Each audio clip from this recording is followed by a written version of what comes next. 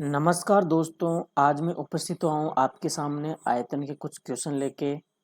अपन अपन एक थ्योरी पढ़ ली थी और आज अपन बात करेंगे आयतन के क्वेश्चनों के बारे में। तो क्वेश्चनों की सीरीज में अपन आगे बढ़ते हैं। आगे बढ़ने के साथ अपना पहला क्वेश्चन लेते हैं। तो अपना पहला क्वेश्चन है कि घनाभ की लंबाई, चौड़ाई और ऊंचाई का अनुपात दे रखा अपने को 6:5:4 और इसका संपूर्ण पृष्ठीय क्षेत्रफल दे रखा अपने को 33,300 वर्ग सेंटीमीटर। तो अपने को इसका आयतन ज्ञात करना है। चलो अपन शुरू करते हैं। देखो अपने को रिक्वायरमेंट क्या क्या क्या क्या है वो देख लो। पहले आयतन ज्ञात करना है तो अपने को LBH चाहिए, लंबाई, चौड़ाई और ऊंचाई, ये तीनों चाहिए। अपन को इन तीनों का अनुपात दे रखा है तो अपन इन तीनों को ज्ञात करना है। इन तीनों को ज्ञात करने के लिए अपने को दिया दिया हुआ है संपूर्ण पृष्ठीय क्षेत्रफल। तो संपूर्ण पृष्ठीय क्षेत्रफल का फॉर्मूला लगाते हैं अपन। तो वो फॉर्मूला अपने पास होता है 2 लंबाई इंटू चौड़ाई, चौड़ाई इंटू ऊंचाई, और ये प्लस होगा ऊंचाई इंटू लंबाई। इसके बराबर में अपने को दे रखा 33,300 वर्ग सेंटीमीटर। चलो अब देखो अपने पास लंबाई, चौड़ाई, ऊंचाई का अनुपात दे रखा है। तो अपने ये अपन इनको ले लेते हैं 6x, 5x और 4x। यहाँ पर इनकी वैल्यू लिखते हैं। तो ये हो जाएगी 6x गुणा 5x प्लस 5x गुणा 4x प्लस 4x गुणा 6x बराबर अपने पास आ जाएगा वो 33,300 वर्ग सेंटीमीटर। तो अपने पास ये हो जाएगी 30, ये हो जाएगी 20 और ये हो जाएगी 24। तो इन तीनों को जोड़ के लिखेंगे अपन। अपने पास हो जाएगी 74। इन टोटल हो जाएगा 74x स्क्वायर गुणा 2 बराबर 33,300। और यहाँ हो जाएगा अपने पास 148x स्क्वायर बराबर 33,300।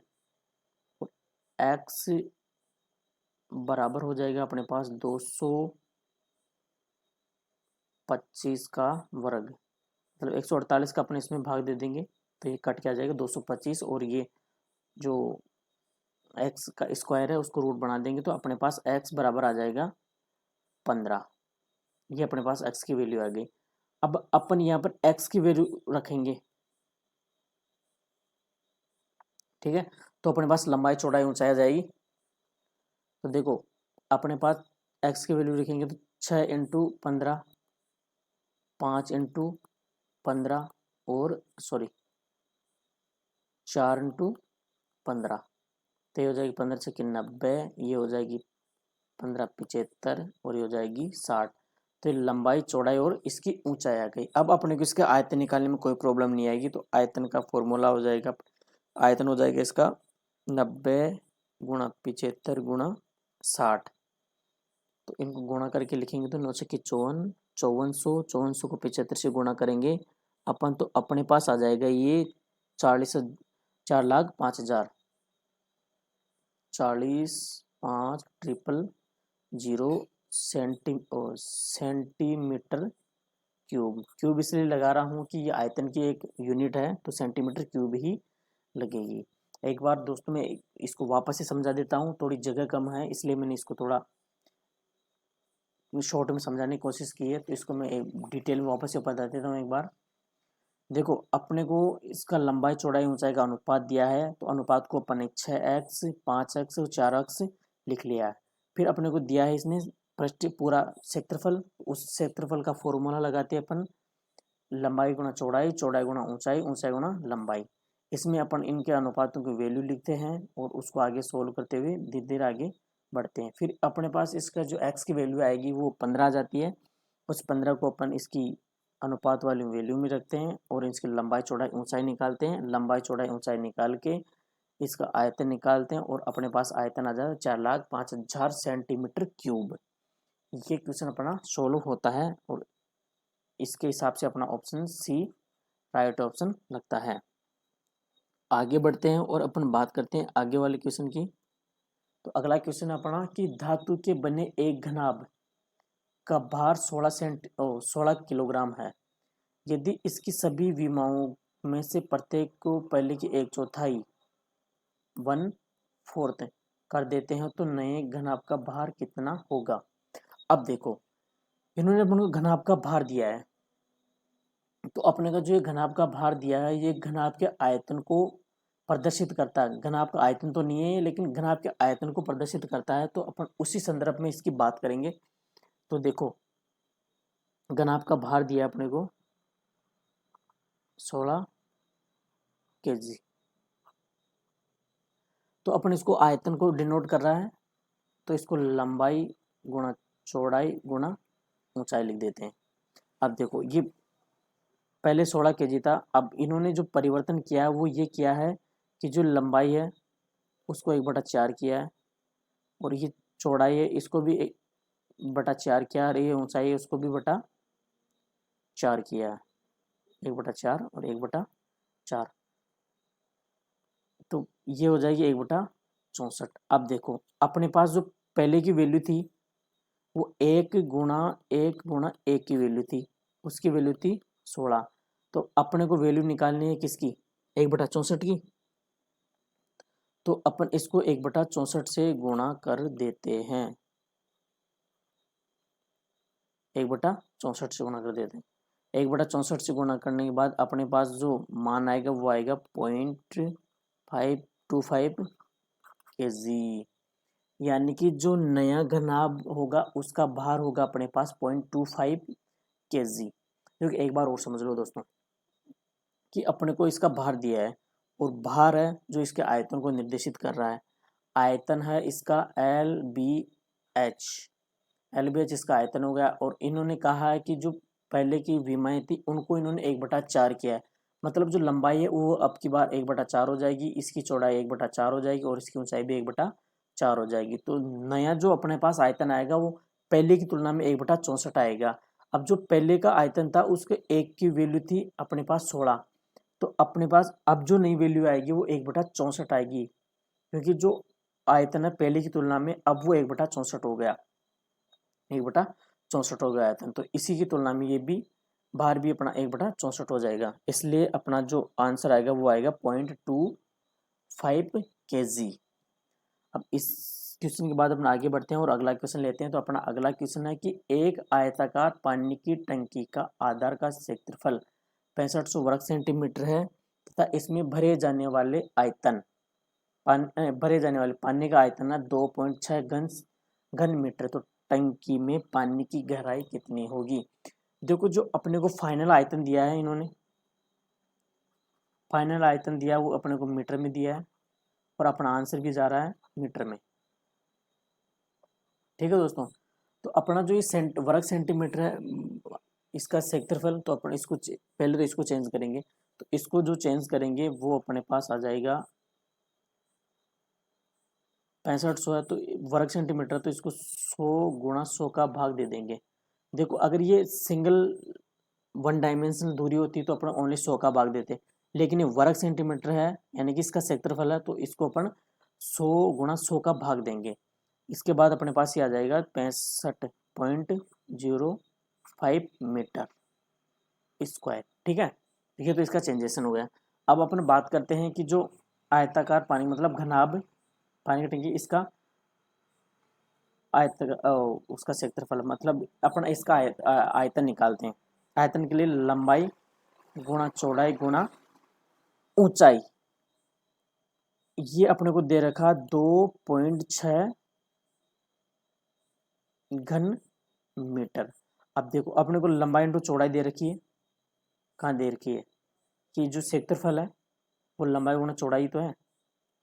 लंबाई गुणा चौड़ाई की जगह अपन क्या लिख सकते हैं 0.65, क्योंकि मैंने चेंज कर लिया 0.65, और एच को ऐसे कैसे रहने देते हैं, और 2.6 घन सेंटीमीटर ये ऐसे के ऐसे आ जाएगा।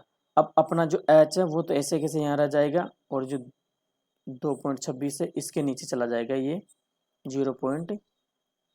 65 और अपन इसको सोल्व करते हैं तो सोल्व करने के बाद अपने पास जो इसकी ऊंचाई आ जाएगी वो आ जाएगी 4 मीटर। अब जो मीटर है इसके स्क्वायर और क्यूब लगाने की जरूरत नहीं क्योंकि ऊंचाई पूछी है, ऊंचाई 1 डायमेंशनल होती है, इसलिए इसका आंसर आ जाएगा 4 मीटर। दोस्तों मैं इसको एक बार और बता देता हूँ, इसमें मैंने एक तो चेंज किया है, इसका क्षेत्रफल है वर्ग सेंटीमीटर है, इसमें इसको चेंज करते हुए मैंने वर्ग मीटर में कर दिया है। वर्ग सेंटीमीटर को बदलने के लिए अपन 100 गुणा 100 का भाग देंगे। वैसे अगर अपने को 1 डायमेंशनल मतलब कोई लंबाई या चौड़ाई ओनली अलग अलग चेंज करनी होती है तो अपन केवल 100 का भाग देते हैं, लेकिन अपने को वर्ग सेंटीमीटर को बदलना है तो 100 × 100 का भाग देंगे। इसके बाद अपन इसका आयतन दिया है अपने को 2.6 घन मीटर, तो अपने इसका आयतन का फॉर्मूला लिखेंगे और इसके बराबर में लिख देंगे 2.6 घन मीटर। अब अपने को जो एल बी है, एल बी मतलब लंबाई इंटू चौड़ाई, ये चीज अपने को दी हुई है क्षेत्रफल में, तो इस क्षेत्रफल की वैल्यू अपन यहाँ लिख देंगे इस आयतन के फॉर्मूले में और एच को गुणा में लिख देंगे, फिर बाद में इसको पक्षांतरण करके इसके 2.6 के नीचे ले लेंगे और अपना आंसर निकालेंगे अपन 4 मीटर। अब अपन अगले क्वेश्चन की तरफ बढ़ते हैं और अपना अगला क्वेश्चन है कि दो घनों का आयतन का अनुपात 27:64 है, तो इनके संपूर्ण पृष्ठों का क्षेत्रफल का अनुपात क्या होगा। अब देखो दोस्तों मैं आपको एक चीज बता देता हूँ, पहले इस क्वेश्चन को सोल्व करने से पहले मैं आपको एक बार इधर थोड़ा बता देता हूँ कि जो घनों का आयतन है वो उसकी भुजा के घन से मतलब घन से प्रभावित होता है, घनात्मक रूप से प्रभावित होता है। मतलब अगर किसी घन का अपने को आयतन दे रखा और उसको पूछ ले कि उसका भुजा किस अनुपात में जाएगी तो अपन उसका घन मूल निकालेंगे 1/3a, तो ये उसकी भुजा आ जाएगी। तो इसी क्रम में अपन इन दोनों की पहले तो देखो दो घन है, इसका एक घन का आयतन तो ये है 27 और एक का है 64, तो ये तो है इसका वॉल्यूम। अब अपने को पहले इसकी ए निकालनी है, तो इसका पहले अपन घन मूल निकालेंगे, तो 27 का घन मूल तो हो जाएगा अपने पास 3 और 64 का घन मूल हो जाएगा 4। अब जो क्षेत्रफल है, एरिया है, वो किसी भी डायमेंशन के स्क्वायर से प्रभावित रहता है, स्क्वायर से प्रभावित रहता है, तो एरिया निकालने के लिए अपन इसका स्क्वायर कर देंगे 9 और इसका स्क्वायर कर देंगे 16, यानी कि जो अपना एरिया का अनुपात आएगा इनका वो आ जाएगा 9:16। देखो दोस्तों थोड़ा समझ में नहीं आया होगा तो मैं एक बार इसको थोड़ा सा वापस से बता देता हूँ। देखो इसका जो आयतन है वो किसी भी 1 डायमेंशनल के मतलब या लंबाई चौड़ाई कोई भी एक दूरी दी गई हो उसके क्यूब के समानुपाती होता है, मतलब उसके क्यूब से प्रभावित होता है, और जो वर्ग है उसके स्क्वायर से प्रभावित होता है। इसलिए अपन ने इसका वो क्षेत्रफल निकालने के लिए इसका वर्ग किया है और जो अपने को आयतन दिया हुआ है उसे अपने को लंबाई चौड़ाई निकालने के लिए इसका घनमूल करते हैं। अपन आगे बढ़ते हैं और अगला क्वेश्चन लेते हैं। तो अपना अगला क्वेश्चन है कि एक घन की प्रत्येक भुजा 50 सेंटीमीटर की वृद्धि करने पर इसके आयतन में कितने प्रतिशत की वृद्धि होगी। देखो मैंने 3 में जो परिवर्तन करना बताया था वो आज आपको बताया था कि 3 राशियों में वृद्धि करनी हो तो उसका जो फाइनल रिजल्ट होगा वो कितने प्रतिशत प्रभावित होगा, उसको निकालने के लिए मैंने एक फॉर्मूला बताया था। वो फॉर्मूला है 100 ± x 100 ± y और 100 ± z बटे 100 × 100 - 100 प्रतिशत। अब देखो इसमें 3 राशि कहाँ दिख रही है ये पता नहीं होगा आपको। देखो घन की भुजा ये दे रही है तो अपन को आयतन में परिवर्तन पूछा है इसने। आयतन क्या होता है 3 डायमेंशन मतलब a क्यूब, a × a, तो अपने को इन तीनों में परिवर्तन दिया है इसने, तो इसकी बात कर रहा हूं मैं। तो इसने कहा है कि 50-50 की वृद्धि करिए, तो ये हो जाएगा 150 गुणा ये हो जाएगा 150 गुणा ये हो जाएगा 150 और इनके नीचे हो जाएंगे 100 गुणा 100 माइनस 100, 1 2 3, एक बिंदु ऐसे काट दो। देखो इसको गुणा करेंगे अपन तो ये अपने पास हो जाएगा 225 और इसको गुणा करेंगे 33 75, 33 75 बटा 10 माइनस 100, ये हो जाएगा अपने पास 237.5%, यानी कि जो इसमें परिवर्तन होगा वो 237.5% का होगा। तो अपना आंसर लग जाएगा ऑप्शन डी। अगले क्वेश्चन की तरफ बढ़ते हैं और अपना अगला क्वेश्चन है कि लोहे के 3 घनों के सिरों की लंबाई, घनों की सिरों से मतलब ये है कि उसकी भुजाएं, भुजाएं उन तीनों घनों की अलग अलग भुजाओं की लंबाई दे रखी है। तो वो भुजाएं एक तो 6 सेंटीमीटर है और एक 8 सेंटीमीटर है और एक है 10 सेंटीमीटर। इन्हें पिघलाकर एक घन बनाया जाता है, बड़ा घन। तो उसकी भुजा कितनी होगी अपने को ये ज्ञात करना है। देखो इस प्रकार के क्वेश्चनों में अपन क्या करते हैं, इन घनों का आयतन लेते हैं, फिर उस सारे आयतन को जोड़ते हैं और जो पूरा आयतन आएगा उस आयतन को जोड़ के वापस से घनमूल निकाल के उसका भुजा निकालते हैं। ठीक है, देखो मैं तीनों का आयतन निकालता हूँ। पहले का आयतन निकालेंगे अपन घन का तो 6 क्यूब, प्लस दूसरे का निकालेंगे तो 8 क्यूब, प्लस तीसरे का निकालेंगे तो 10 क्यूब। इसको निकालेंगे तो अपन 216 प्लस 512 प्लस 1000 और इनको जोड़ेंगे तो अपन ये हो जाएगा अपने पास 1728। यानी कि जो नया क्यूब आएगा अपने पास, क्यूब मतलब घन, नया घन आएगा उसका आयतन आएगा वो आएगा 1728 घन सेंटीमीटर। ठीक है भाई, अब अपने पास किसी घन का आयतन दे रखा 1728, तो अपन उसकी भुजा निकाल सकते हैं आराम से। तो भुजा बराबर अपने पास आ जाएगा 1728 का घन मूल, तो ये घन मूल होता है 12 का। तो अपने पास वो भुजा आ जाएगी उस बड़े वाले घन की, वो आ जाएगी 12 सेंटीमीटर। ठीक है भाई, एक बार दोबारा समझा देता हूँ मैं आपको कि 3 घन दिए अपने को, उनकी प्रत्येक की भुजा दी है, एक की तो 6 सेंटीमीटर है, एक की 8 सेंटीमीटर है, एक की 10 सेंटीमीटर है। उन्होंने कहा है कि इन तीनों को पिघलाकर एक बड़ा घन बनाया गया है, तो उस घन की अपने को भुजा निकालनी है। तो नया घन घन निकालने के लिए अपने को छोटे घनों का आयतन निकाल के जोड़ना है। आयतन के लिए एक क्यूब एक क्यूब एक क्यूब, इनको तीनों को जोड़ेंगे तो अपने पास आ जाएगा 1728 घन सेंटीमीटर, यानी कि जो बड़ा घन है अपने पास उसका आयतन आएगा वो आएगा अपने पास 1728 घन सेंटीमीटर। अब अपने पास आयतन आ गया बड़े वाले का, तो उसकी भुजा निकाल सकते हैं आराम से अपन। उस आयतन का घनमूल निकाल लो तो अपने पास आ जाएगी उसकी भुजा। अपने पास जो भुजा आई है वो है 12 सेंटीमीटर। अगले क्वेश्चन की तरफ बढ़ते हैं और अपना अगला क्वेश्चन है कि एक तार को पिघलाकर 1/3 त्रिज्या के तार बनाने पर समान आयतन वाले तार की लंबाई कितनी होगी।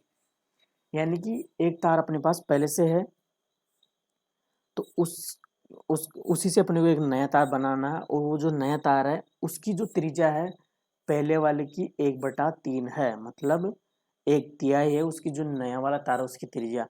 तो अपने को जो उसकी लंबाई या ऊंचाई है वो ज्ञात करने की, जो नया तार बनेगा उसकी लंबाई या ऊंचाई कितनी होगी। तो अपन बात करते हैं, देखो पहला वाला जो तार है उसका आयतन है पाई आर स्क्वायर H1, क्योंकि इसमें एच जो दोनों के अलग अलग है लेकिन आर का संबंध एक ही है। और जो दूसरा वाला तार है उसका अपने पास है पाई R/3, क्योंकि इसने आर को 3/3 करने के लिए कहा है। कहा कि 1/3 त्रिज्या, 1/3 त्रिज्या, तो 1/3 कर दी मैंने त्रिज्या को, स्क्वायर गुणा H2। अब देखो मैंने इन दोनों को बराबर में क्यों लिखा है, क्योंकि तारों का आयतन या जो धातु है वो एक ही है। उसी धातु को अपने को लंबा खींच के ये लिखा है, लंबा खींच के नया तार बनाया है। जैसे ये मान सकते हैं अपन, जैसे 1 किलो का बाट होता है, उसके कई रूप होते हैं लेकिन वो 1 किलो का 1 किलो ही रहता है। ठीक है, तो इस प्रकार अपन इनको मान सकते हैं कि दोनों का आयतन बराबर है।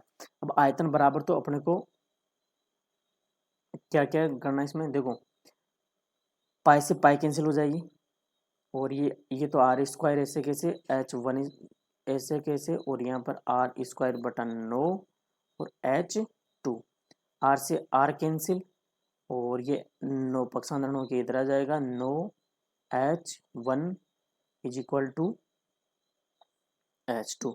अब अपने को इसने पूछा है कि जो नया वाला तार है उसकी ऊंचाई या लंबाई कितनी होगी, कितनी होगी। अब देखो ये दूसरा वाला जो तार बनेगा अपना, उसकी ऊंचाई या लंबाई है, और ये पहले वाले की वो है ना, तो इसके हिसाब से अपन बता सकते हैं कि जो नया वाला तार बनेगा उसकी लंबाई है ऊंचाई, जो पुराने वाला तार है उसकी 9 गुनी है। कितनी है, 9 गुनी है, यानी कि ऑप्शन डी ये। अब अपन अगले क्वेश्चन की तरफ बढ़ते हैं, और अपना अगला क्वेश्चन है, यदि दो गोलों को अर्धव्यास, अर्धव्यास का मतलब त्रिज्या, सॉरी त्रिज्या, अर्धव्यास भी सही है और त्रिज्या भी सही है, वो थोड़ा सा पेन उसके ऊपर चला गया इसलिए वो कट गया। बाकी त्रिज्या और अर्धव्यास दोनों एक ही बात है। तो अर्धव्यास क्रमशः है 3:2 के अनुपात में हो, तो उनके आयतनों का अनुपात बताना है अपने को। अब देखो दो गोले हैं, ठीक है, गोलों का जो आयतन है वो त्रिज्या के क्यूब के समानुपाती होता है। मतलब ये कि जो गोलों का आयतन है वो त्रिज्या के घन घन घन घन होता है ना, उसके समानुपाती होता है। तो अपन बात करते हैं इसके आयतनों के अनुपात की। दोनों का त्रिज्या दे रखी है अपने को, R1 अनुपात R2 दे रखी है अपने को 3:2। अब अपने को इनको वॉल्यूम का वो देना है, तो R1 क्यूब हो जाएगी अनुपात R2 क्यूब हो जाएगी। तो R1 का क्यूब हो जाएगा 9×3=27, और 2 का क्यूब हो जाएगा अपने पास 8, यानी कि जो वॉल्यूम का अनुपात होगा अपने पास वो 27:8 हो जाएगा। ये तो क्वेश्चन बहुत इजी है, ऐसे क्वेश्चन तो इनको तो देखते ही कर देते हैं अपन, थोड़ी सी प्रैक्टिस की जरूरत होती है। और अपन अगले वाले क्वेश्चन की तरफ बढ़ते हैं। तो अपना अगला क्वेश्चन है कि 6 सेंटीमीटर व्यास के गोले को पिघलाकर 1 mm की त्रिज्या वाला तार बनाया जाता है, तो इस तार की लंबाई क्या होगी। चलो सोल्व करते हैं अपन। देखो जो 6 सेंटीमीटर दे रखी है यहाँ पे, ये 6 सेंटीमीटर ये व्यास है पहली बात तो अपन को इसकी त्रिज्या निकालते हैं। तो त्रिज्या आ जाएगी अपने पास 3 सेंटीमीटर। क्योंकि इसमें कई बार अपन कंफ्यूज हो जाते हैं, 6 को 6 लिख देते हैं, अर्धव्यास और व्यास नहीं देखते हैं और डायरेक्ट ही लिख देते हैं 6, तो अपना क्वेश्चन गलत होने के चांसेस बढ़ जाते हैं। इसलिए मैंने त्रिज्या को पहले ही काट पीट के 3 लिख दिया है। ठीक है, तो अब अपने को गोला है, पहले तो गोले से अपने को बनाना तार, यानी कि बेलनाकार में बदलना है। तो दोनों का आयतन तो सेम है, तो अपन बदलते हैं। तो देखो गोले का आयतन तो हो गया 4/3 पाई, और ये आर क्यूब हो जाएगा अपना 3 × 3 × 3 बराबर में तार लेना अपने को।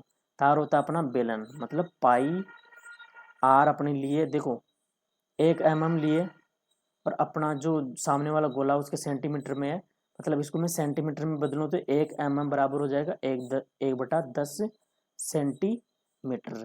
तो मैं आर की जगह 1/10 सेंटीमीटर लिख देता हूँ, 1/10 इंटू 1/10 गुणा हो जाएगा अपना एच या एल। ठीक है भाई। अब देखो पाई से पाई अपना गया, यहाँ से 3 से 1 3 कट जाएगा, और 3 चौक 12 और 12 चौक 48, 312 क्या, 3 3 9, 9 चौक 36, तो यहाँ जाएगा और ये पक्षांतर 9 के ऊपर जाएगा तो 2 जीरो और लग जाएंगी। एच बराबर आ जाएगा अपने पास 3600। एच बराबर आ जाएगा अपने पास 3600 सेंटीमीटर। अब अपना जो आंसर है वो मीटर में है, तो अपने को 36 को मीटर में बदलेंगे, 3600 को मीटर में बदलेंगे तो अपन देंगे इसमें 100 का भाग, 100 का भाग देते अपने पास आ जाएगा इसका आंसर 36 मीटर। यानी कि जो नया तार बनेगा अपने पास इस 1 mm का, उसकी लंबाई होगी अपने पास 36 मीटर। ऑप्शन हो जाएगा अपना सी। अगले क्वेश्चन की तरफ बढ़ते हैं और अपना अगला क्वेश्चन है कि एक घन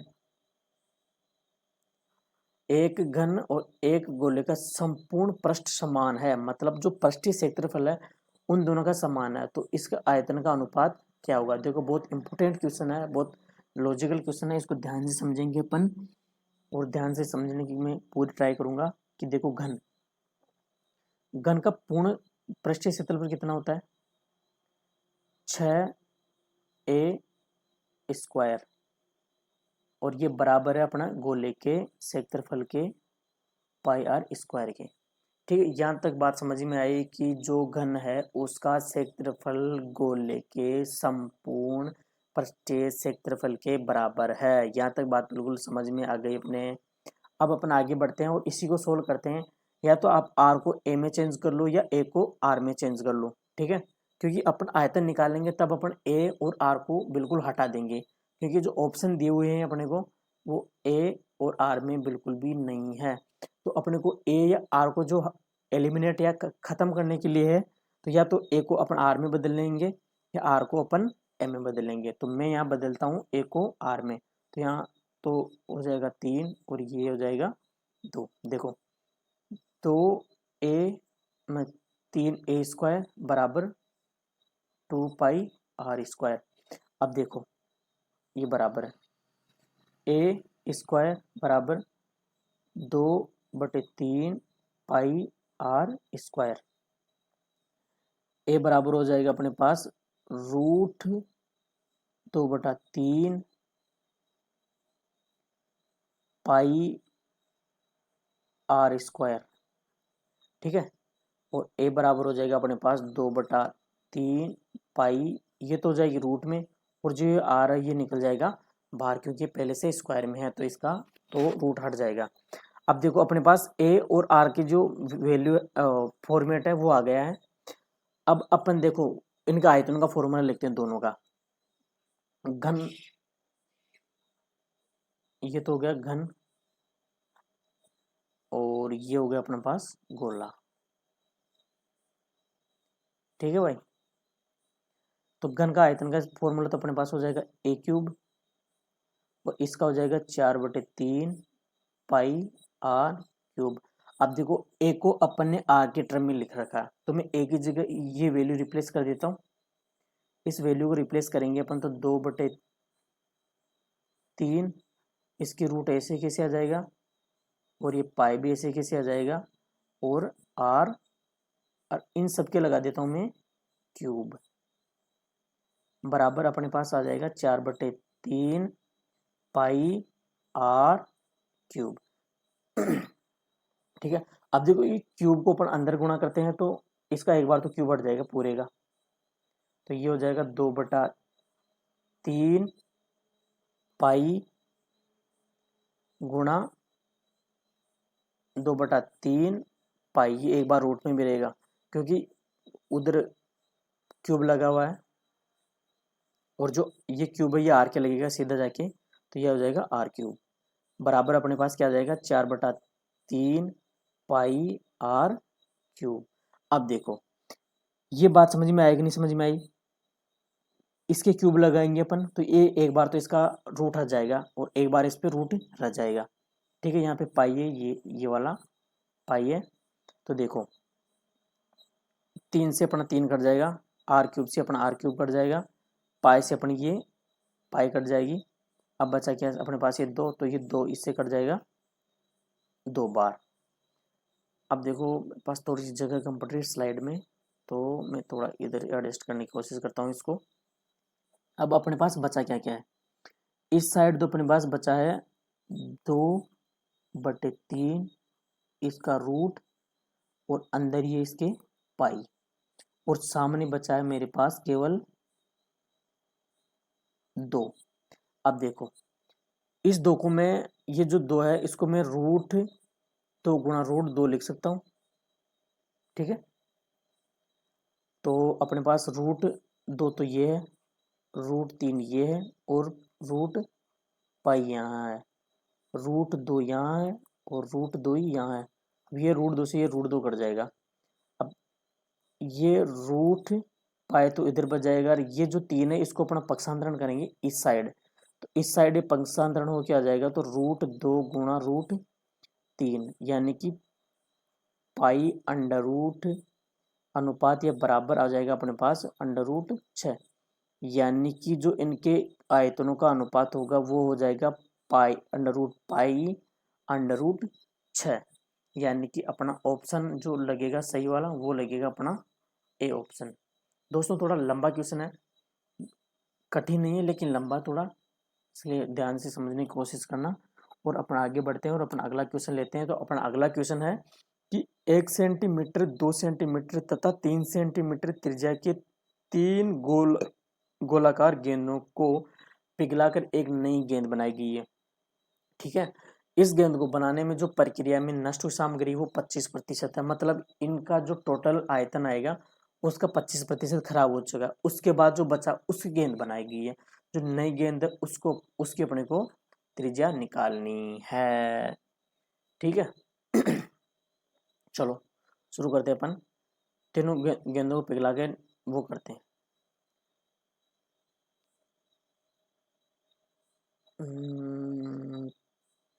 इनके तीनों का आयतन निकालते हैं। देखो आयतन निकालने के लिए मैं इनको डायरेक्ट जोड़ूंगा, 1 + 8 + 27। तो अब आप ये पूछोगे आपने तो ये लिखा ही नहीं 4/3, तो 4/3 πr³ आपने ओनली r³ ही उठा ली। तो देखो भाई मेरे भाई जो ये 4/3 पाई है वो तो इनमें भी कॉमन रहेगा, और जो नया वाला गोला या गेंद बनेगी उसमें भी कॉमन रहेगा। इसका मतलब ये तो हमेशा कट जाएगा, ये जो 4/3 पाई है तो कट जाएगा और अपने पास ओनली r³ बचेगा, इसलिए मैंने ओनली r³ लिया है। देखो r³, ये r³ समझ में आ रहा है, ये 1 8 27 क्यों लिखा, 1 का क्यूब लिख दिया मैंने, 2 का क्यूब लिखा और 3 का क्यूब लिखा है। अब देखो जो ये टोटल आएगा ये तो आ जाएगा अपने पास 36। अब देखो 36 में से इसने कहा है कि 25% खराब हो गया, यानी 36 का 25% ये अपने पास खराब हो गया। ठीक है, यानी कि 9 घन सेंटीमीटर या सेंटीमीटर क्यूब अपने पास खराब हो गया। ठीक है, तो अपने पास बचा कितना, 36 - 9 बराबर 27 सेंटीमीटर क्यूब, ये अपने पास अभी शेष बचा हुआ है। अपने इसी से अपने को नई गेंद बनानी है। नई गेंद बनाने के लिए अपन 27 का यूज करेंगे और 27 का घनमूल करके अपन उसकी त्रिज्या निकाल लेंगे। तो नए वाली जो गेंद है उसकी त्रिज्या आ जाएगी अपने पास 3 सेंटीमीटर। ठीक है भाई, क्योंकि जो आयतन होता है किसी भी चीज का वो उसकी घनमूल से प्रभावित रहता है। ठीक है, तो आयतन से अपन त्रिज्या निकालेंगे तो उसका घनमूल करेंगे, और त्रिज्या से अपन उसका आयतन निकालें तो त्रिज्या का क्यूब कर देंगे। ठीक है भाई, तो अपन आगे बढ़ते हैं, अगला क्वेश्चन लेते हैं। तो अपना अगला क्वेश्चन है कि एक बेलनाकार आधार का व्यास, क्या, एक बेलनाकार आधार का व्यास, व्यास है भाई यहाँ पे ध्यान रखना, बिल्कुल व्यास है, इसके व्यास है तथा इसके वक्र पृष्ठ का क्षेत्रफल अपने पास 1320 सेंटीमीटर। तो इस बेलन की ऊंचाई कितनी होगी, अपने को इसकी ऊंचाई बतानी है। चलो शुरू करते हैं अपन और इसकी ऊंचाई निकालते हैं। यहाँ से मैं इसके आर निकाल देता हूँ, आर हो गए अपने पास 21 सेंटीमीटर। देखो वक्र पृष्ठ कितना है, 2πr(h) इक्वल टू अपने पास 1320 सेंटीमीटर स्क्वायर। ठीक है भाई, अब देखो ऊंचाई निकालनी है, वक्र पृष्ठ दे रखा है अपने पास, वक्र पृष्ठ का अपने फॉर्मूला लिख लिया, क्षेत्रफल अपने इसको वैल्यू इसकी रख ली, तो देखो 2 गुणा 22/60 गुणा आर की वैल्यू अपने पास कितनी है 21, और अपना एच ऐसे के ऐसे और 1320 ऐसे के ऐसे, ये इससे 3 बार कट जाएगा। अब एच को तो अपन इधर रहने देते हैं और जो 1320 है उसकी साइड इनका सबका पक्षांतरण कर देते हैं। पक्षांतरण में 2 गुणा 22 गुणा 3, इन सबको अपन काटते हैं तो ये हो जाएगा, देखो 11 दूनी 22, 11 1 11, 11 दूनी 22, 6 दूनी 12, और ये इससे कट जाएगा एक बार, यानी कि h बराबर आ जाएगी अपने पास 10 सेंटीमीटर। अपना ऑप्शन सी। देखो इसमें तो कोई समझाने वाली कोई खास बात थी नहीं, कुछ नहीं किया आपने, वक्र पृष्ठ का मान रखा और इसी को सोल्व किया है। आर अपने को दी हुई है, इसमें आर की वैल्यू रखते हैं और एच की वैल्यू फाइंड आउट कर लेते हैं। अगले क्वेश्चन की तरफ बढ़ते हैं और अपना अगला क्वेश्चन लेते हैं। अगला क्वेश्चन है कि समान व्यास, समान व्यास का मतलब है समान त्रिज्या, समान त्रिज्या समान ऊंचाई वाला एक बेलन, एक शंकु तथा एक गोले के आयतनों का अनुपात क्या होगा, अपने को ये अनुपात निकालना है। देखो अपन इनके आयतन आयतन को लिखते हैं, इसमें व्यास और ऊंचाई सेम लिए इसमें, तो अपन इसको लिखते हुए कहते हैं कि बेलन, पहले बेलन का लेते हैं तो बेलन, फिर लेते हैं अपन शंकु, और फिर लिया अपने गोला। ठीक है भाई, तो बेलन का हो जाएगा अपने पास पाई आर स्क्वायर एच, इसका हो जाएगा 1/3 पाई आर स्क्वायर एच। देखो आर और एच इसमें समान है, इसलिए मैंने 1 2 3 कुछ नहीं लिखा है। और गोले का हो जाएगा अपने पास 4/3 पाई आर क्यूब। अब देखो मैं आपको तो थोड़ा आगे से पहले बता देता हूं कि इसमें जो गोला होता है, गोला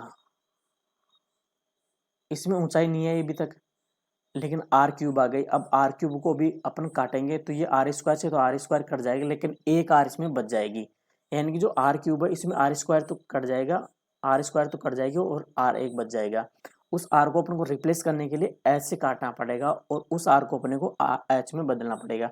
तो देखो भाई मैं आर इसको एच में बदलने के लिए आपको बताता हूँ कि जो ये गोला है इसकी ऊंचाई होती है ये, यानी कि इसका जो डायमीटर होता है इसकी ऊंचाई होती है। अब डायमीटर कितना होता है इसका 2r, यानी कि एक गोले की ऊंचाई उसकी 2r के बराबर होती है, यानी कि गोले की h है वो होती है 2r, और r की जगह अपन लिख सकते हैं h/2, यानी कि इसकी जो r होती है वो ऊंचाई की आधी होती है। ये गोले के लिए अपने को ध्यान रखना है। अब देखो इसमें थोड़ा परिवर्तन करता हूं मैं, पाई आर स्क्वायर एच ऐसे कैसे, और 1/3 पाई आर स्क्वायर एच ऐसे कैसे, और 4/3 पाई आर स्क्वायर, जो एक आर है उसको मैं h/2 लिख देता हूँ। यहाँ तक बिल्कुल समझ में आया कि नहीं आया? कुछ नहीं किया मैंने, इस आर को आर स्क्वायर गुणा आर लिखा है और ये जो आर है इसकी जगह मैंने ये वैल्यू पुट की है। अब अपने को इसका अनुपात निकालने में कोई प्रॉब्लम नहीं आएगी, पहले भी प्रॉब्लम तो नहीं आती, लेकिन जो एच है उसको रिप्लेस किया है मैंने, आर को रिप्लेस किया है एच से, और कुछ नहीं किया। अब देखो पाई से तीनों में पाई कट जाएगी, तीनों का आर स्क्वायर कट जाएगा और तीनों का एच कट जाएगा। अब जो वैल्यू बची है उसको लिख लेते हैं अपन। यहाँ तो कुछ नहीं बचा, एक बचा है और यहाँ बचा है 1/3 और यहाँ बचा 4/3 गुणा 2। ठीक है भाई, अब देखो अपन इसका एलसीएम ले लेते हैं। एलसीएम आ जाएगा इसका 6, तो यहाँ 1 और 1 से 6, तो यहाँ जाएगा 6, इसका लिखेंगे तो यहाँ जाएगा 2, और इसका लिखेंगे तो अपने पास यहाँ जाएगा 4। एलसीएम को तो हटा दो और अपने पास जो अनुपात बनेगा वो बनेगा 6:2:4। अब देखो अनुपात अपन उसको बोलते हैं जो लास्ट में किसी से ना कटे। अभी एक कट रहा है तो अभी तो मतलब ये अनुपात नहीं आया, तो इसको और काट दो, ये 2 से कटेगा तो यहाँ तो आ जाएगा 3, यहाँ आ जाएगा 1 और यहाँ आ जाएगा 2। यानी कि जो अपना रियल आंसर या जो बिल्कुल सही अनुपात है वो आ जाएगा 3:1:2, यानी कि ऑप्शन सी सही रहेगा। और इसी के साथ अपन आगे बढ़ते हैं और अगला क्वेश्चन लेते हैं। अपना अगला क्वेश्चन है कि एक लंबवर्तीय शंकु की ऊंचाई में 200% की वृद्धि की गई है तथा उसके आधार के अर्धव्यास में यानी कि आधार की त्रिज्या में 50% की कमी की गई है, तो शंकु के आयतन में कितना परिवर्तन होगा वो अपने को फाइंड आउट करना है। चलो अपन देखते हैं कि कितना आता है इसका आंसर। देखो मैंने 3 संख्याओं में परिवर्तन करने पर जो उसके फाइनल में परिवर्तन होता है वो करना बताया हुआ आपको, तो उस हिसाब से अपन इसको करते हैं। तो शंकु की ऊंचाई देखो, शंकु का जो आयतन लगता है उसका आयतन का फॉर्मूला देख लो एक बार कि कौन सा कितनी बार बढ़ेगा कौन सा कितनी बार घटेगा। शंकु का आयतन का फॉर्मूला होता है 1/3 पाई आर स्क्वायर एच, यानी कि जो आर है वो 2 बार प्रभावित होगी और एक एच है वो 1 बार प्रभावी होगी। ये है अपना इसका आयतन का फॉर्मूला। अब इसको प्रभावी करते हैं अपन, तो देखो आर को 2 बार प्रभावी करते हैं तो आर में कितनी प्रतिशत की कमी हुई है, 2 बार कमी हुई है। तो जो फॉर्मूला अपना वो लगेगा 100 माइनस 50, एक बार तो ये आर हो गया, और 100 माइनस 50 ये दोबारा आर हो गया, और 100 प्लस 200 ये अपना एच वाला हो गया, एच से प्रभावित वाला। 100 गुणा 100 ऐसे कैसे नीचे आ जाएगा, माइनस जो 100 आएगा वो ऐसे कैसे आ जाएगा। अब देखो इसको मैं सोल्व करते हुए आगे बढ़ता हूँ। यहाँ तो आ जाएगा 50, फिर यहाँ आ जाएगा 50 और यहाँ आ जाएगा 300, इनके बटे में आ जाएगा वही 100 गुणा 100 माइनस 100, एक ये 2 से 2 गई और ये यहाँ से ये कट गई और ये आएगा 25 और 75, 75 माइनस 100 और इसको सोल्व करेंगे अपन तो अपने पास आ जाएगा -25। अब मैंने बताया था कि जो ये फॉर्मूला है ये वाला, इसकी वैल्यू अगर माइनस में आती है तो ये कमी को डिनोट करती है और पॉजिटिव आती है तो ये वृद्धि को डिनोट करती है। अब अपने क्या आया है -25, तो -25 आया तो अपने पास ये कमी को डिनोट कर रही है, यानी कि 25% की कमी हो जाएगी। ऑप्शन सी सही होगा। इसी के साथ अपन आगे बढ़ते हैं और अगला क्वेश्चन लेते हैं। अपना अगला क्वेश्चन है कि एक पहाड़ी की तिर्यक ऊंचाई 2.5 किलोमीटर है तथा इसके आधार का क्षेत्रफल 1.54 वर्ग किलोमीटर है, तो पहाड़ी की ऊंचाई कितनी होगी। देखो अपने को इकाई बदलने की बिल्कुल ही जरूरत नहीं है क्योंकि सारा किलोमीटर में दे रखा है, तो अपन आगे भी अपन इसको किलोमीटर ही रखेंगे। चलो आगे बढ़ते हैं और अपन इसको सोल्व करते हैं।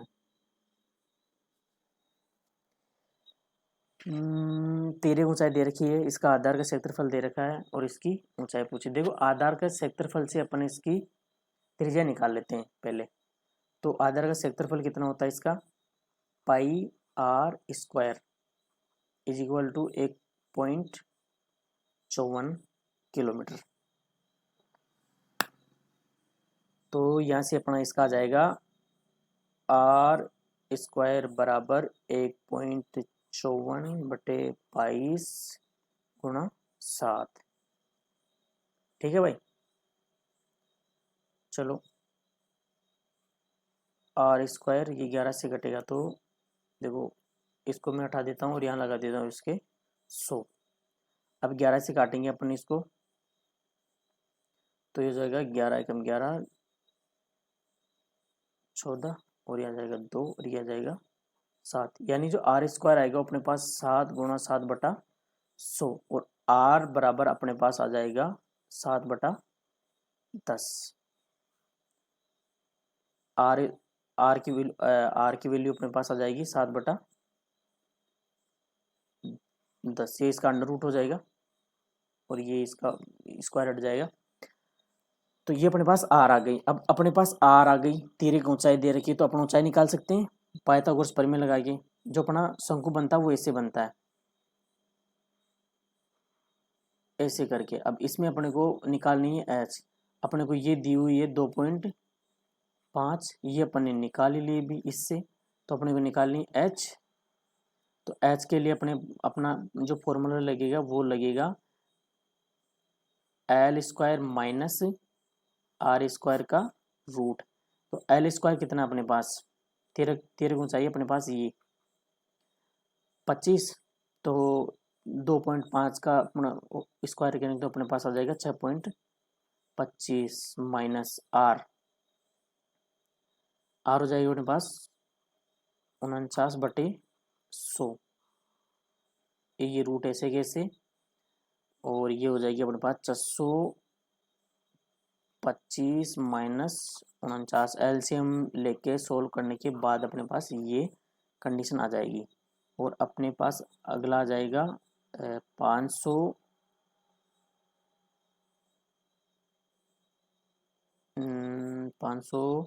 ये घटेगा तो अपने पास कितना बचेगा, 74। 574 बटे 100 इसका रूट।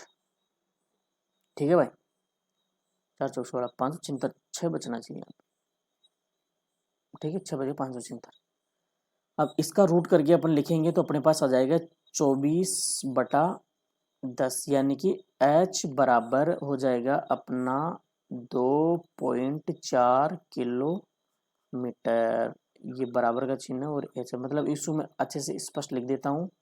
अपने पास जो फाइनल एच आएगा वो आ जाएगा h बराबर 2.4 किलोमीटर। ठीक है भाई, अब अपन आगे बढ़ते हैं और अगला क्वेश्चन लेते हैं। अपन अगला क्वेश्चन है कि किसी धातु के एक ठोस बेलन के आधार की त्रिज्या 8 सेंटीमीटर है और ऊंचाई 6 सेंटीमीटर। ठीक है, तो इसे पिघलाकर उतनी ही आधार की त्रिज्या वाला एक ठोस शंकु बनाया जाता है बेलन से। तो शंकु की ऊंचाई कितनी होगी। देखो इसका सीधा सीधा सा तुम्हें बता देता हूँ आपको बिना ट्रिक की, कि जो अपना शंकु है उनकी त्रिज्या और बेलन की त्रिज्या बराबर होती है। तो शंकु की ऊंचाई है वो उसकी 3 गुनी हो जाती है। अब इसको सोल्व करके देखते हैं अपन। ठीक है, ये तो सीधा मैंने ट्रिक बताई है, अगर अपनी प्रैक्टिस अच्छी है तो अपने को पहले ही पता चल जाता है। ठीक है, देखो एक ठोस बेलन की ये है, ठोस बेलन के लिए मतलब ये है बेलन, और इसी को अपने को बदलना है शंकु में, सॉरी शंकु में।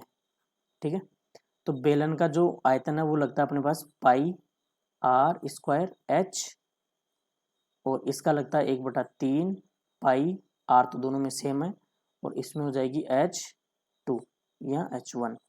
तो पाई आर स्क्वायर H1 की वैल्यू कितनी है अपने पास 6, और इधर क्या हो जाएगा 1/3 पाई आर स्क्वायर, दोनों में सेम है H, ये H2।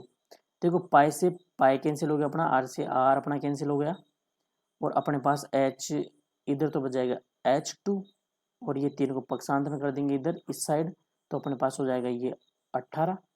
यानी कि जो शंकु है उसकी ऊंचाई H2 अपने पास आ जाएगी 18 सेंटीमीटर, यानी कि अपना ऑप्शन सी सही है। और अगला क्वेश्चन लेते हैं अपन। अपना अगला क्वेश्चन है कि एक ठोस लंबवर्तीय शंकु की ऊंचाई, शंकु की ऊंचाई 8 सेंटीमीटर है तथा उसकी आधार की त्रिज्या 2 सेंटीमीटर है। तो इस शंकु को पिघलाकर एक गोला बनाया जाता है, तो इस गोले का व्यास कितना होगा। देखो ये ट्रांसफॉर्मिंग वाले क्वेश्चन होते हैं, इनमें दोनों का आयतन बराबर लिखना होता है अपने को, और कुछ नहीं करना है, जो दिया गया है उसके मान लिखना है।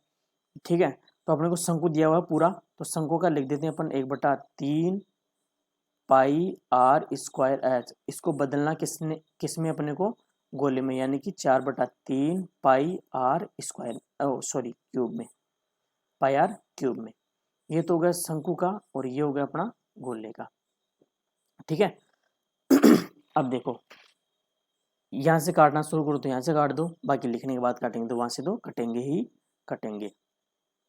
देखो 1/3 ऐसे कैसे, पाई ऐसे कैसे, सॉरी, और आर इस, देखो इसने आर चेंज किया अपने को, आर अब दिया अपने पास 2 × 2 और एच की वैल्यू दी अपने पास 8, इधर 4/3 पाई आर क्यूब की वैल्यू नहीं दी अपने को, आर की वैल्यू तो निकालनी है, ठीक है भाई। अब देखो 3 से 3 कैंसिल आउट, 4 से ये 2 बार गया और अपने पास बचा क्या, पाई से पाई कैंसिल। अब देखो इधर 2 × 2 × 2, इधर आर क्यूब, यानी कि आर बराबर अपने पास आ गया 2। लेकिन ये आंसर नहीं है, कई बंदे अपने को ए आंसर लगा के आएंगे क्योंकि अपने पास तो आर बराबर 2 आ गया, बहुत मुश्किल से अपने आर निकाला है, तो अपन तो ए ही आंसर लगा के जाएंगे, जो कि सरासर या साफ साफ गलत होता है। अपने को पूछा इसने व्यास, यानी कि डायमीटर पूछा है, जो कि आर का दुगना होता है, तो व्यास बराबर अपने पास हो जाएगा 2 × 2 बराबर 4 सेंटीमीटर। अपना ऑप्शन सी सही लगेगा, ठीक है भाई। तो अपने को ये छोटी छोटी चीजें भी ध्यान रखनी है और अपन आगे बढ़ते हैं और आगे क्वेश्चन लेते हैं अपन। अपना अगला क्वेश्चन है कि जस्ते से बने 6 सेंटीमीटर त्रिज्या, क्या जस्ते से बने 6 सेंटीमीटर त्रिज्या ये अर्धगोले को पिघलाकर 75 सेंटीमीटर ऊंचाई के शंकु में ढाला गया है, तो इस शंकु के आधार की त्रिज्या कितनी होगी। चलो देखते हैं। इसने कहा है कि अर्धगोले का जो आयतन है वो अपन देख लो पहले।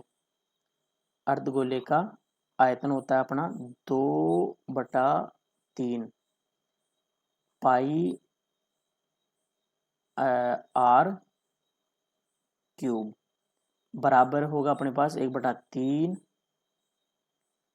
पाई आर अपने को निकालनी है, तो आर स्क्वायर गुणा 75, एच अपने को दिया हुआ है, ठीक है। ये तो अपने अपने पास शंकु का हुआ, शंकु का आयतन ये हो गया अपने पास अर्धगोले का आयतन, ठीक है भाई। अब देखो 2/3 पाई, अब आर की वैल्यू अपने पास क्या है 6 सेंटीमीटर, तो ये हो जाएगा 6 × 6 × 6 बराबर 1/3 पाई आर स्क्वायर गुणा 75। देखो 3 से ये 3 कट जाएगा, पाई से पाई कट जाएगी और तो अपने पास कुछ नहीं कट रहा। तो देखो 2/3 ये इसे हो गया, ठीक है ठीक है ठीक है। आर स्क्वायर को तो मैं लिख देता हूँ इधर, और अपने पास 6 × 6 × 6 × 2/75। अब देखो इसको मैं 3 से काटता हूँ तो यहाँ जाएगा 2, और इसको 3 से काटूंगा तो यहाँ जाएगा 25 सॉरी। और इसी को आगे बढ़ा के लिखूंगा मैं आर बराबर लिख दूंगा मैं 2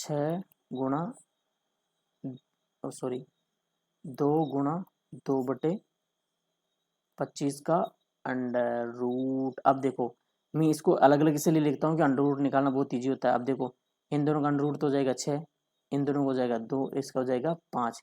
यानी कि जो नया अपने पास आंसर आएगा वो आएगा कि R = 6 × 2 × 5, यानी कि 12/5।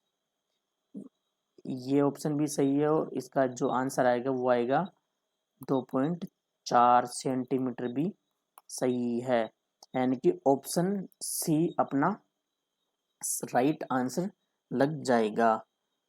और इसी के साथ अपना ये क्वेश्चन का सेशन खत्म होता है। नेक्स्ट वीडियो तक के बाय बाय, गुड। दोस्तों वीडियो अच्छा लगा हो तो हमारे चैनल को सब्सक्राइब करें और अन्य किसी भी जानकारी के लिए कमेंट बॉक्स में कमेंट करें और हमें बताएं, ताकि हम आगे भी अच्छे अच्छे वीडियो आपको उपलब्ध करवा सकें। Thank you.